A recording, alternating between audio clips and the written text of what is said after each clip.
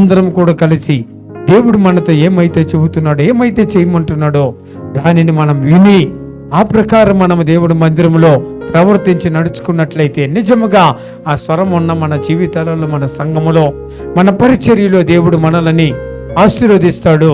మనల్ని పిలిచిన మరి అలాగే మరి ఏలియాను బలపరిచిన దేవుడు నిన్ను బలపరుస్తాడు. అబ్రహామును ఆశీర్వదించిన దేవుడు నిన్ను ఆశీర్వదిస్తాడు. ఆయన మోషేను పిలిచిన దేవుడు నాయకుడిగా వాడుకున్నాడు, నిన్ను కూడా వాడుకుంటాడు. అలాగనే సౌలును పౌలుగా మార్చిన దేవుడు ఆయన స్వరం విన్న సౌలుని గొప్ప పరిచారకునిగా, గొప్ప సేవకుడిగా వాడుకున్నాడు. నిజముగా ఈ దినాలలో దేవుడు నిన్ను నన్ను కూడా పిలుస్తాడు. ఒకరు చెప్పని అవసరం లేదు. మీరుంటారని కాదు, నేనున్నాను నన్ను పంపమని ఒక గొప్ప తీర్మానంతో మీరు లెయ్యండి. ఈ పరిచర్య ముందుకు కొనసాగించండి. దేవుడు మన పరిచర్యను, మనలని, మన సంఘమును, మనం చేస్తున్న పనులను దేవుడు ఆశీర్వదించి దీవించి గొప్పగా మనలందరినీ నడిపించును గాక.